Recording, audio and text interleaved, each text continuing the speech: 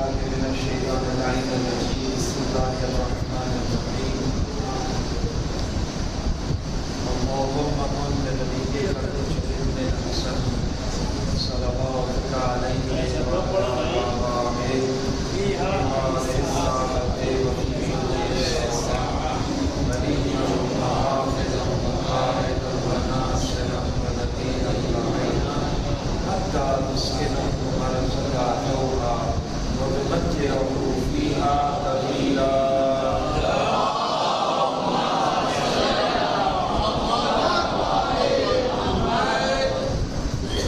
على صاحب الزمان وعجل فرجه واجعلنا من انصاره وآله وشيعته ولا تجعلنا من اعدائه بحق محمد وآله الطاهرين. بسم الله الرحمن الرحيم. السلام عليك يا رسول الله، السلام عليك يا نبي الله، السلام عليك يا امير المؤمنين، السلام عليك يا فاطمة سيدة نساء العالمين، السلام عليكم يا امام الحسن والحسين، السلام عليكم يا ائمة المعصومين من ذرية الحسين عليه الصلاة والسلام، امام علي بن الحسين وامام محمد بن علي وامام جعفر بن محمد وامام موسى بن جعفر وامام علي بن موسى وامام محمد بن علي وامام علي بن محمد والامام حسن بن علي والامام حجة بن حسن العسكري.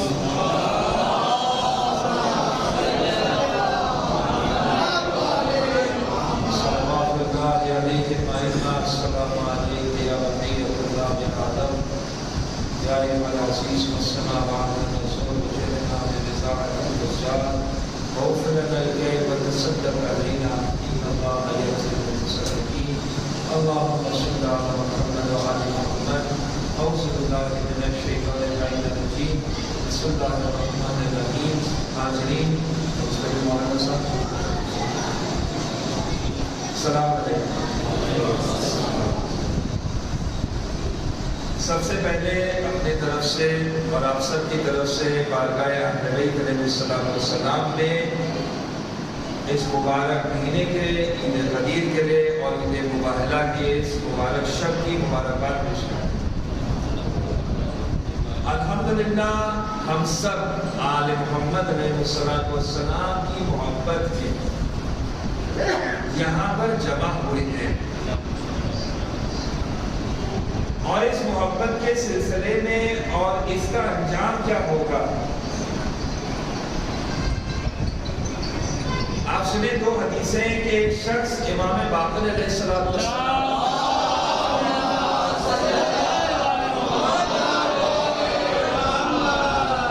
یہ شخص آیا تھا خراسان سے اور امام تھے مدینے میں.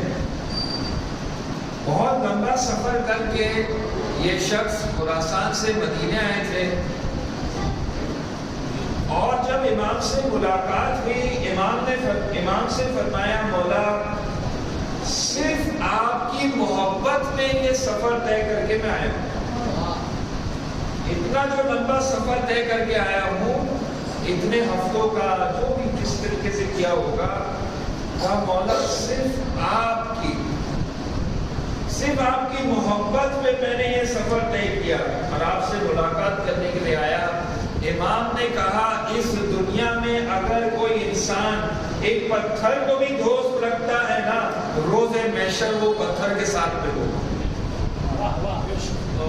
اور اسی بات کو اور واضح کرنے کے لیے امام باقر کے فرزند امام صادق علیہ السلام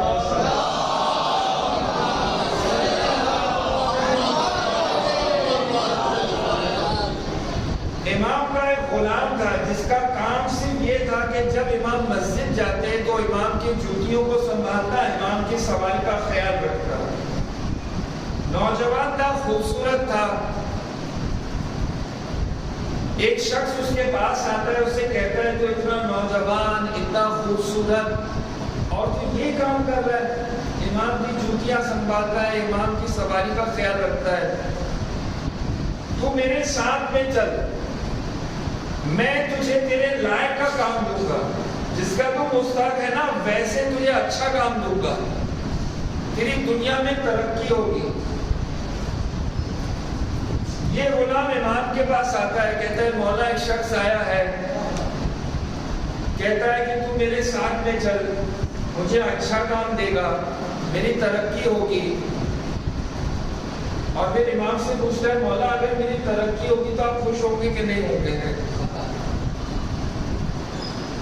امام نے اس سے پوچھا کہ تو نے کیا ارادہ کیا ہے، تو کیا چاہتا ہے؟ کہتا ہے مولا میں سوچتا ہوں کہ میں اس کے ساتھ میں چلے جاؤں۔ امام نے کہا، اور بات کہاں سے شروع ہوئی تھی؟ اس محبت کی وجہ سے اور آل محمد سے متمسک رہنے سے۔ امام نے کہا کہ تو جانا چاہتا ہے تو چلے جا، لیکن چونکہ تو نے میری اتنی خدمت کی، اتنے سال تو میرے ساتھ رہ چکا ہے نا، جاتے جاتے میں تجھے ایک بات بتانا چاہتا ہوں۔ اور امام نے فرمایا کہ دیکھ، جو شخص دنیا میں ہمارے ساتھ میں ہوگا وہ آخرت میں بھی ہمارے ساتھ میں ہوگا۔ جو دنیا میں ہمارے ساتھ ہوگا وہ آخرت میں بھی ہمارے ساتھ میں ہوگا۔ یہ جو محبت ہے یہ اللہ سبحانہ و تعالیٰ کا لطف و کرم ہے، مالک کا احسان ہے کہ بغیر کسی عمل کیے ہوئے اللہ نے ہمیں اس محبت سے نوازا، اور یہ محبت اور یہ ولایت کا اثر جو ہے نا ہمیں روزے محشر پتہ چلے۔ لیکن چونکہ امیر المومنین کی بات ہے لہذا دو حدیثیں آپ کے خدمت میں پیش کرنا چاہتا ہوں اور پھر آگے کو بات آگے بڑھاؤں گا۔ ایک صلوات قدم کرے محمد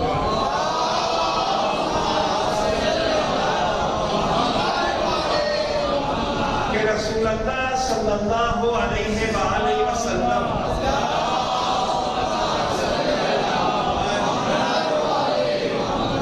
فرماتے ہیں کہ اللہ نے میرے بھائی علی ابن ابی طالب کو اتنی زبردست فضیلتوں سے نوازا ہے کہ ان کا شمار کرنا ناممکن ہے۔ پھر سنیے، رسول فرماتے ہیں کہ کوئی اگر علی کی ایک فضیلت بیان کرے جبکہ وہ اس میں ایمان رکھتا ہوئے تو اللہ اس کے تمام پیچھے اور آگے کے گناہوں کو معاف کر دے گا۔ اگر کوئی علی کی ایک فضیلت کو لکھ دے جب تک وہ تحریر موجود ہوگی فرشتے اس کے لیے دعا کریں گے۔ اگر کوئی علی کی ایک فضیلت سن لے اللہ اس کے تمام کانوں کے گناہوں کو معاف کر دے گا۔ اگر کوئی علی کی فضیلت کی کتاب پڑھ لے اللہ اس کے آنکھوں کی گناہوں کو معاف کر دے گا۔ علی کے چہرے کو دیکھنا عبادت ہے، علی کا ذکر کرنا عبادت ہے۔ اللہ کسی کے ایمان کو اس وقت تک قبول نہیں کرے گا جب تک اس ایمان میں ولایت علی اور دشمنان علی کے بغض کو شامل نہیں۔ چونکہ بارش کا مہینہ ہے لہذا ایک حدیث امیر المومنین کے سلسلے میں، بارش کے سلسلے میں قرآن میں کئی جگہ پر یہ آیت آتی ہے کہ وَأَنزَلَ مِنَ السَّمَاءِ مَاءً، کہ اللہ سبحانہ و تعالیٰ فرماتا ہے کہ ہم ہیں جو آسمان سے بارش کو نازل کر رہے ہیں۔ ایک بار رسول اللہ کے اصحاب بیٹھے تھے، یہ آیت آئی وَأَنزَلَ مِنَ السَّمَاءِ مَاءً، تو رسول اللہ نے فرمایا کہ جب بھی دنیا میں ایک بارش کا قطرہ گرتا ہے اللہ اس بارش کے قطرے کے عوض میں ایک فرشتے کو خلق کرتا ہے۔ آپ سوچئے کہ پوری بمبئی تو چھوڑو، اگر خالی یہ بلڈنگ کے ٹیرس پہ جتنے اگر کوئی کاؤنٹ کر دے، یعنی شمار کرنا ناممکن ہے انسان کے لیے کہ ایک بارش کا قطرہ گرنا اللہ ایک فرشتے کو خلق کرتا ہے، اور ان فرشتوں کا کام یہ ہے کہ یہ اللہ کی اطاعت کرتے ہیں، اللہ کا کام کرتے ہیں۔ اصحاب نے کہا ماشاءاللہ اللہ کی کیا قدرت کہ ایک بارش کے قطرے کے بدلے میں ایک فرشتہ۔ پھر اس کے بعد رسول اللہ نے فرمایا کیا ان فرشتوں کی تعداد سے زیادہ بھی ایک فرشتوں کے گروہ کی تعداد ہے، ان کے بارے میں بتاؤں؟ لوگوں نے کہا یا رسول اللہ بیان کریں۔ رسول اللہ نے فرمایا کہ جو فرشتے علی کے شیعہ، علی کے چاہنے والوں کے لیے مغفرت کی دعا کرتے ہیں نا، ان کی تعداد ان بارش کے قطروں سے پیدا ہونے والے فرشتوں سے زیادہ ہے۔ صاحب نے کہا یا رسول اللہ سبحان اللہ، کیا اللہ کی قدرت۔ رسول اللہ نے فرمایا اور بیان کروں، ان فرشتوں کی تعداد سے بھی ایک زیادہ گروہ ہے۔ کہا رسول اللہ بیان کرے۔ رسول اللہ نے فرمایا کہ یہ استغفار کرنے والے فرشتوں کی تعداد سے زیادہ وہ فرشتوں کی تعداد ہے جو مولا علی کے دشمنوں پر لعنت بھیجتے ہیں۔ سلوات ختم کرے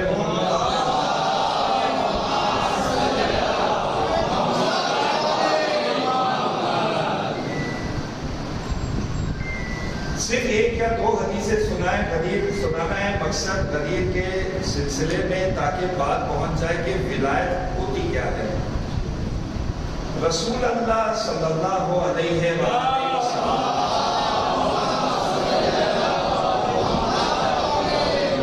فرماتے ہیں کہ اگر کوئی ایسا شخص ہوئے کہ اگر کسی شخص کو کسی انسان کو اللہ اتنی لمبی عمر دے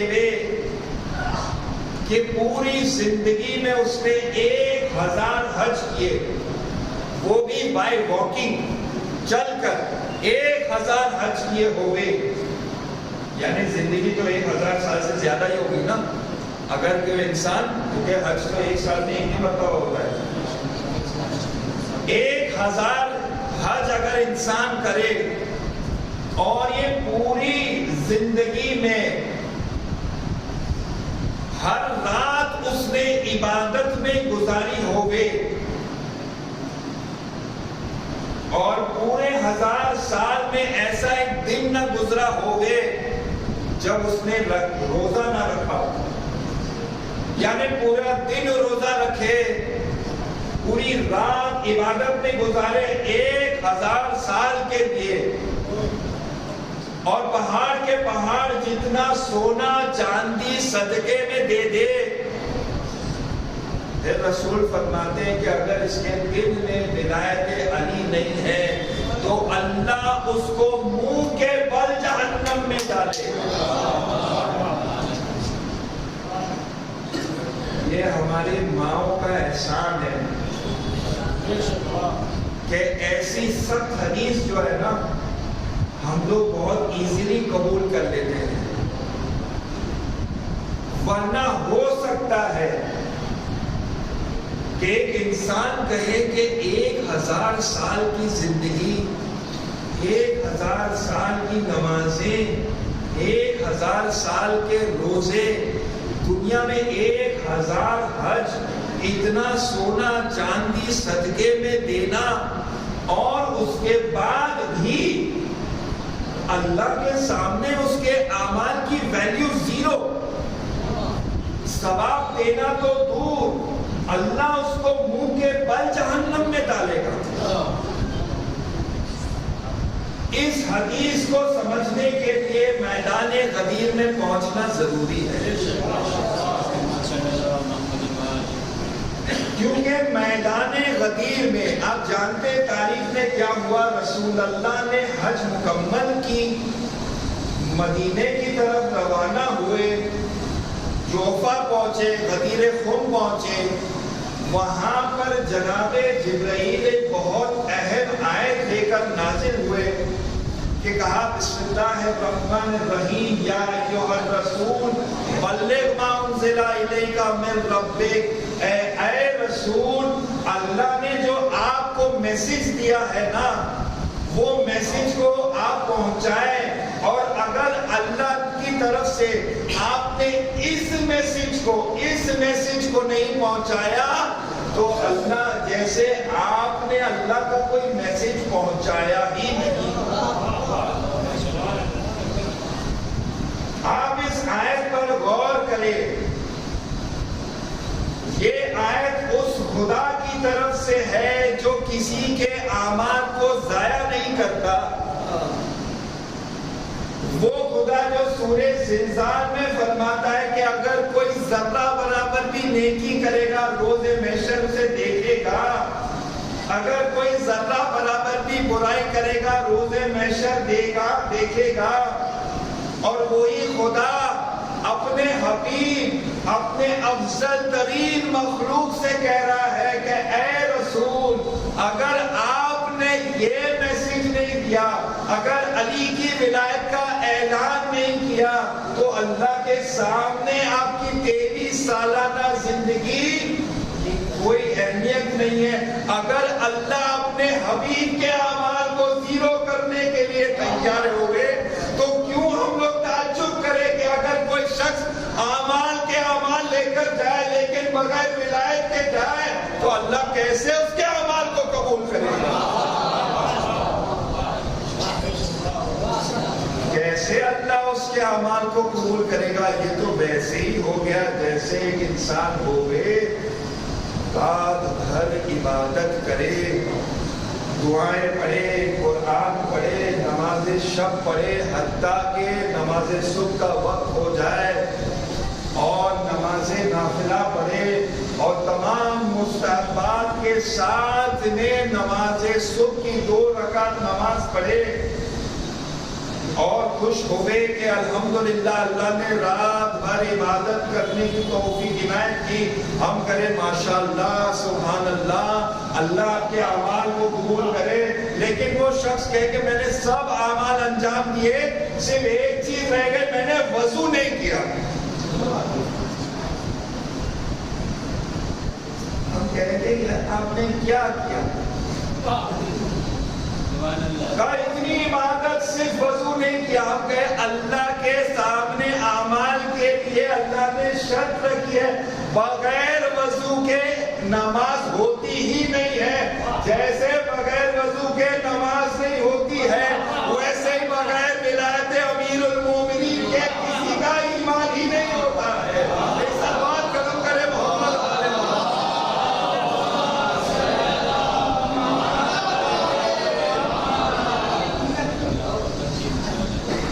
لیکن ہم لوگ سمجھے کہ یہ ولایت ہوتی کیا ہے، یہ ولایت ہوتی کیا ہے۔ حدیث میں ایک چیز تو ثابت ہو گیا کہ جنت اور جہنم کا فیصلہ جو ہے نا یہ عقیدے کے بنا پر ہے، اعمال کے بنا پر نہیں۔ جنت اور جہنم کا فیصلہ عقیدے کے بنا پر ہے، اعمال کے بنا پر نہیں ہے۔ جب انسان اس دنیا سے گزر جائے گا، قبر میں لٹائیں گے، قبر بند ہوگی، فرشتے آ کر پوچھیں گے تیرا رب کون تھا، تیرا رسول کون تھا، کتاب کون سی، قبلہ کون سا، اور پھر سوال آئے گا امام۔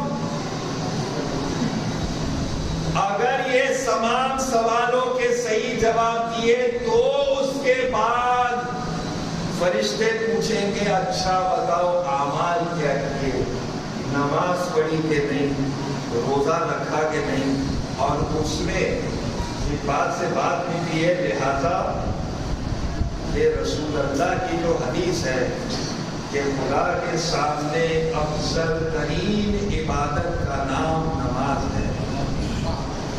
اگر نماز قبول ہوئی تو باقی اعمال قبول ہوں گے. اگر نماز رد ہو گئی، خدا نہ کرے اگر نماز رد ہو گئی تو باقی تمام اعمال رد ہو جائیں گے. لہذا خدا کی خوشنودی کے لیے آل محمد علیہ السلام کے قول پر عمل کرنے کے لیے انسان کو چاہیے کہ نماز کی طرف متوجہ ہوئے، کیونکہ عقیدے کے بعد سب سے پہلا سوال نماز کے بارے میں ہوگا. صلوات محمد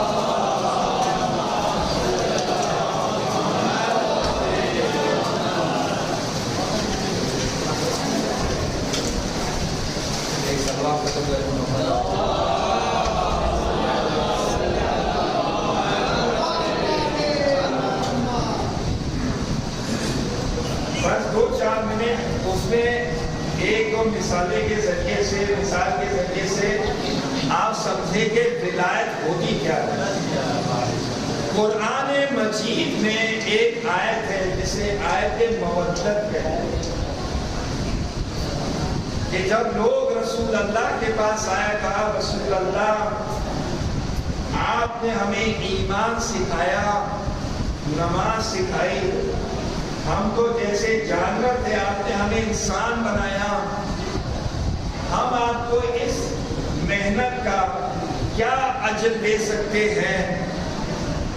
رسول اللہ کے جواب دینے سے پہلے اللہ سبحانہ و تعالیٰ نے آیت کی شکل میں جبرائیل کو نازل کیا. کہا بسم اللہ الرحمن الرحیم قل لا اسألکم علیہ اجرا الا مودۃ فی القربى. یعنی اے رسول ان سے کہہ دو کہ اگر اجر رسالت دینا چاہتے ہو تو اجر رسالت اور کچھ نہیں سوائے مودت میرے اہل بیت سے مودت کرے. دیکھیے 2 لفظ استعمال ہوتے ہیں، ایک ہوتا ہے محبت اور ایک ہوتا ہے مودت. 2 الگ چیزیں ہیں. محبت انسان دنیا میں کئی لوگوں کے ساتھ کر سکتا ہے اور کئی جائز محبتیں ہیں. انسان اپنے والدین سے محبت کرتا ہے، اپنے ازواج سے محبت کرتا ہے، اپنے بچوں سے محبت کرتا ہے، اپنے دوستوں سے محبت کرتا ہے، رشتہ داروں سے محبت کرنے کا حکم آیا ہے. یہ سب جائز محبتیں ہیں، لیکن استعمال ہوا لفظ آیت میں مودت، یعنی صرف آل محمد سے محبت کرنا شرط نہیں ہے. جب محبت کے ساتھ میں مکمل اطاعت مل جاتی ہے، محبت کے ساتھ میں اطاعت مل جاتی ہے، تب اسے مودت کہتے ہیں. رسول اللہ فرماتے ہیں اگر ولایت کو سمجھنا چاہتے ہو تو میرے آل سے محبت بھی کرنا پڑے گا اور ان کے ساتھ میں ان کی مکمل اطاعت بھی کرنی پڑے گی. اور کیسی ولایت کا مطلب ہوتا ہے کہ ہم اپنے وجود کو، اپنی ہستی کو، اپنی فکر کو آل محمد کے سامنے ہم تسلیم کریں، ہم اپنی قربانی دے، ہم کریں جو وہ چاہتے ہیں. اور اسی بس ایک ہی مثال سے آپ سمجھ جائیں گے کہ ولایت ہوتی کیا چیز ہے. اور پھر گھر جا کے سمجھے کیا ہم میں اس قدر کی ولایت موجود ہے کہ نہیں. جنگ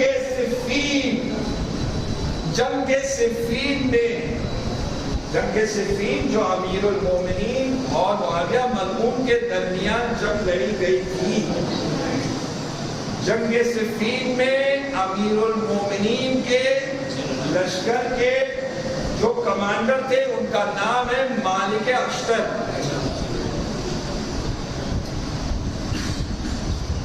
اور جنگ صفین کئی مہینوں تک لڑی گئی تھی، بہت ڈیفیکلٹ جنگ تھی، دونوں طرف کی تھی. جنگ صفین میں ایک ایسا وقت آتا ہے جب مالک اشتر معاویہ کے خیمے کے بالکل باہر ہے، لڑتے لڑتے اس مقام پہ پہنچتے ہیں جہاں پر معاویہ کا خیمہ ہے۔ اب دھیان سے سنیں، بات میں ولایت سمجھا رہا ہوں کہ ولایت ہوتی کیا ہے۔ اپنے آپ کو آل محمد کے سامنے، اپنے وجود، اپنی ہستی، اپنی فکر کو آل محمد کے سامنے قربان کرنے کا نام ولایت ہے۔ مالک اشتر معاویہ کے خیمے کے بالکل باہر، بس ابھی تلوار ہاتھ میں ہے، رسی کاٹنا ہے، خیمے کا گرنا ہے، معاویہ کا باہر نکلنا ہے، اور معاویہ کی تو کوئی اوقات ہی نہیں ہے، امیر المومنین تو بہت دور، مالک اشتر سے جنگ کرنے کی اوقات نہیں ہے۔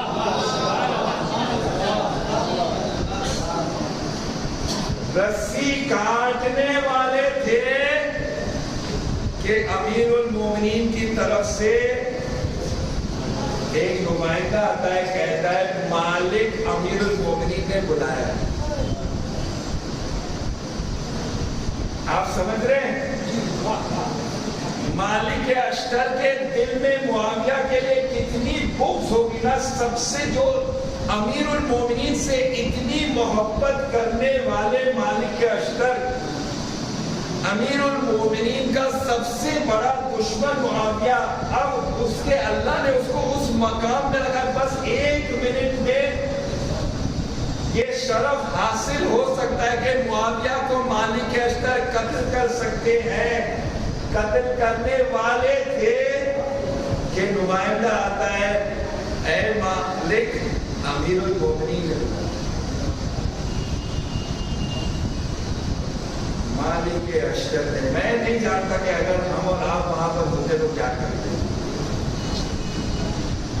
ممکن ہے ہم امیر المومنین سے کہتے مولا بس ایک منٹ ٹھہر جائیے، میں آتا ہوں، لیکن ولایت یہ نہیں ہے۔ مالک اشتر نے تلوار کو نیام میں رکھا، علی کے پاس چلے گئے، بعد میں لوگوں نے علی سے پوچھا کہ اگر مالک واپس نہیں آتے تو کیا ہوگا؟ امیر المومنین نے فرمایا اگر مالک واپس نہیں آتے تو میں یہ نہیں کہتا اے مالک تمہاری پوزیشن میرے سامنے ویسے ہی ہے جیسے میری رسول اللہ کے سامنے تھی۔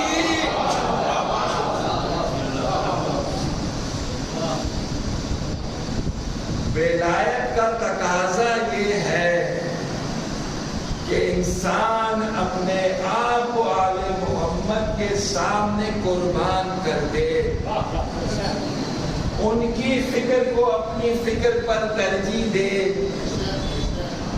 ان کے قول کو اپنے دل کی تمنا پر ترجیح دے۔